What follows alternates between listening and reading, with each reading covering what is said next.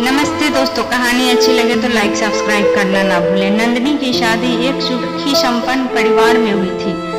शादी की महज अभी 1 साल ही हुए थे। ससुराल वालों से इतना प्यार जो मिला था उसे, सुबह कब हो जाती और शाम कब हो जाता वह समझ ही नहीं पाती थी।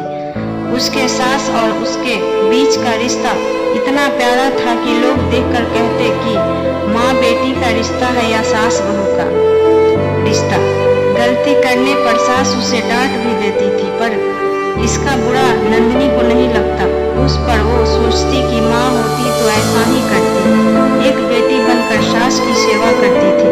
नंदिनी के पति रोहन 2 भाई थे। बड़े भाई का नाम संजय और भाभी का नाम सुस्मिता था। यूं तो सुस्मिता सब कुछ अच्छे से करती थी, पर वह स्वभाव से थोड़ी जलनशील प्रवृत्ति की थी।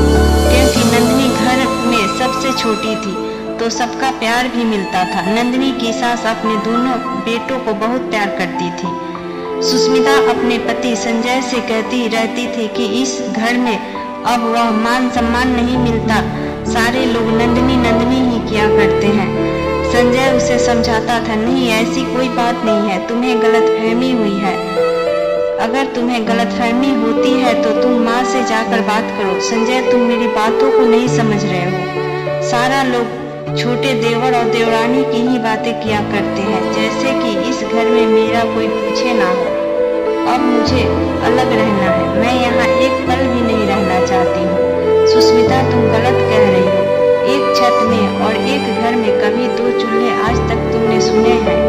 यह सब हमारे यहाँ नहीं होता। माँ से बंटवारा कैसा?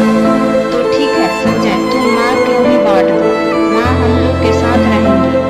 मैं माँ को करने के लिए नहीं कह रही हूँ, पर मुझे नंदिनी के साथ एक पल भी नहीं रहना है। मेरी बातें बुरी लग रही है ना, पर कल को देखना माँ सारी जायदाद का वारिस सिर्फ छोटे देवर और देवरानी को बना देंगी। तुम्हें आज मेरी बात समझ नहीं आ रही है। जब ऐसा होगा तो मुझसे कुछ कहने मत आना। दरवाजे पर खड़ी माँ यह सब सुन लेती है, पर वह अंदर जाकर संजय और सुस्मिता से कुछ कहती नहीं। वह चुपचाप आंगन में झूले पर बैठ जाती है। कुछ देर बाद संजय कमरे से बाहर निकलता है तो देखता है माँ के हाथों में चोट लगी है। माँ, ये चोट आपको कैसे लगी? बस बेटा, खिड़की लगा रही थी तो उंगली उसमें पड़ गई और लग गई। बहुत दर्द हो रहा होगा ना माँ? हाँ बेटा, यह तो शरीर का अंग है और शरीर का एक भी अंग अगर दूर होने लगता है तो तकलीफ तो जरूर होती है।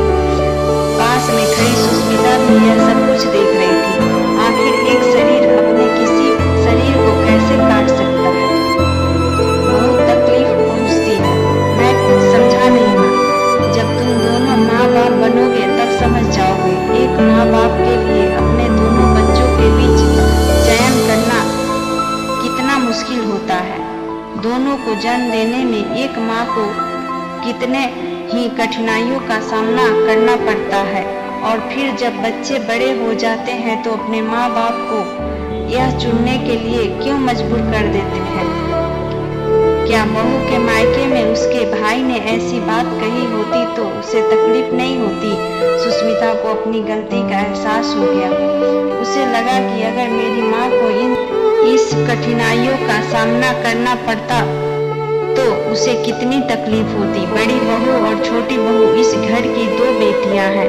बेटियां तो पढ़ाई होकर अपने ससुराल चली गई और ससुराल में आती है जो बहू, वही कहलाती है बेटियां। फिर तुम दोनों में अंतर कैसे कर सकती हो? अपने दिल और दिमाग से